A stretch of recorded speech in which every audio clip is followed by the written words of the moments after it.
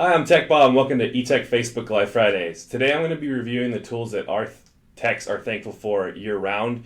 These are tools that make the job they're doing easier or safer to complete, helping minimize damages to devices.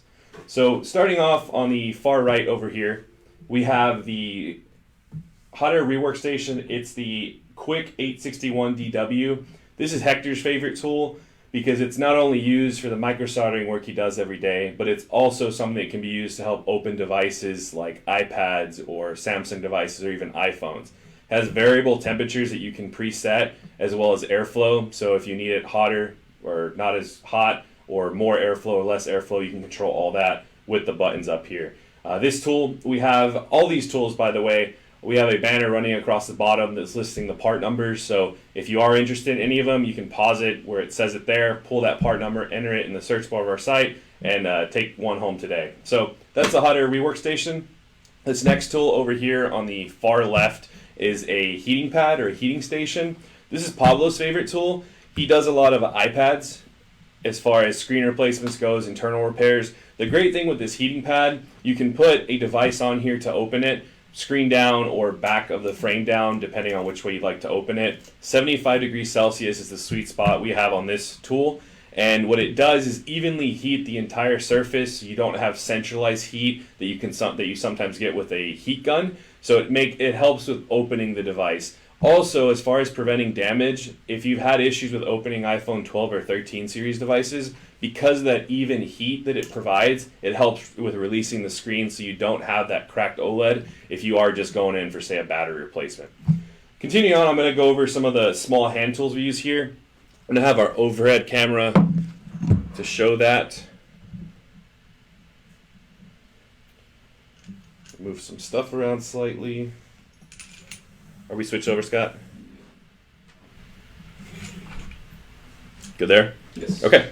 So the first set of screwdrivers I'm going to be covering are the iThor brand. This is actually Hector's favorite brand of screwdriver because of the tip. So it has what's called a 3D tip where it's not the entire long length, it's the tip over here. It's just the very end of it. These screwdrivers are on the premium side, but they last years. I believe he's been using the same set for at least a couple years now, so he does highly recommend this set of screwdrivers.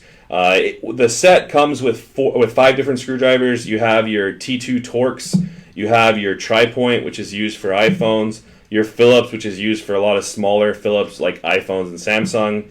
You have the Crosshead, which is used for those secure standoff screws on iPhones, and then you have your Pentalobe, which is the tried and true.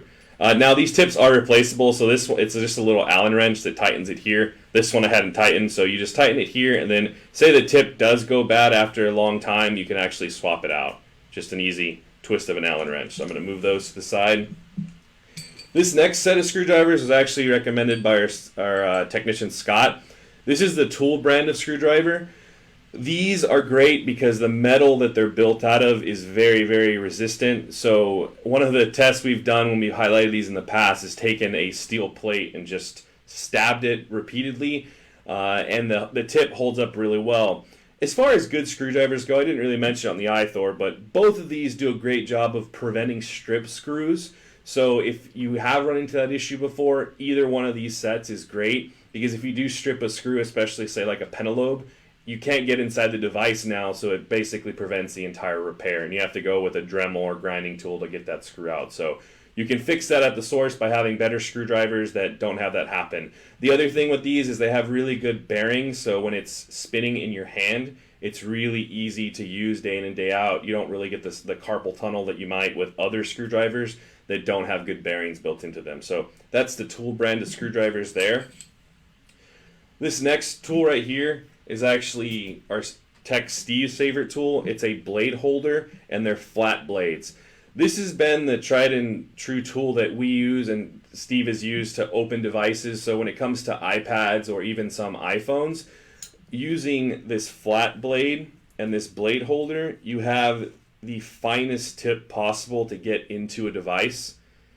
Some techs out there will use just a razor blade that goes into like a box cutter. The danger there is you're holding the blade itself and you can hurt yourself. This, with the blade holder, prevents that issue from happening, and it's very easy to insert it in between the glass and the frame, whether you're doing an iPad screen replacement, an iPhone, or when you're doing back glass repair. This makes it very easy to get in under the glass and pry it off. So that's the blade holder with the flat blades. The next tool here is actually Jonathan's favorite tool, and it's just tweezers. This is a set of 3 tweezers. You have your tweezers that don't have a point to them. These are usually safer to use around flex cables and the logic board because they're not as abrasive. They won't knock they can if you use any tool roughly, but it helps prevent that damage from happening, and it helps manipulate flex cables, especially those tricky ones like plugging the home button in on an iPad. These do help tremendously with that. These pointed ones can be used to handle smaller things like really small screws, or if you're doing some micro soldering, this helps with manipulating filters and ICs. And then you have the curved tweezers, which this is usually good for picking up something like a screw head or another small part. All 3 of these are high quality ESD safe tweezers, so you won't end up with any static issues, and they do last a long time. So definitely a good set of tweezers we would recommend here. And then last but not least, we have these scissors right here. At first glance, they look like a kind of a ninja weapon, but I guarantee they are a repair tool. This is Ivan's favorite tool, and what these are used for is cutting adhesive. So if you're using Tessa tape or red tape or any type of double-sided tape, you may have found that using just office scissors aren't sharp enough to really get that exact precise cut.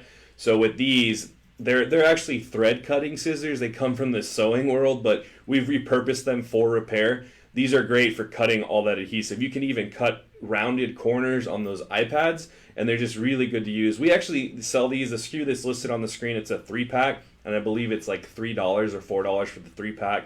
So if you're not currently using or don't have a good solution for cutting adhesive, definitely recommend going this route. But that's all I had for the tools today.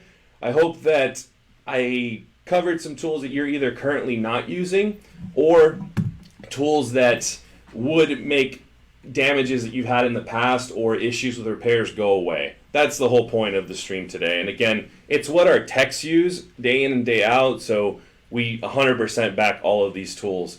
As an extra thank you for watching us today and continued support in your business. We have a 10% off coupon for all tools through the weekend. The code is THANKS. So thanks for watching our stream. And if you have any recommendations for streams you would like to see, again, the channels are always open. We'd love to cover content that you would like to see, whether it's a tech issue or, say, a new tool's on the market and you want to know how it works or have questions about it. We have some tools and systems we're testing out right now, which are pretty excited to feature here in the upcoming streams. For next week's stream, we will be going live on Black Friday. We don't have the topic just yet, but what we are planning is a pretty major giveaway, so stay tuned for that. But until next Friday, we hope everyone has a happy Thanksgiving, a good rest of your Friday, and a great weekend. Tech Bob out.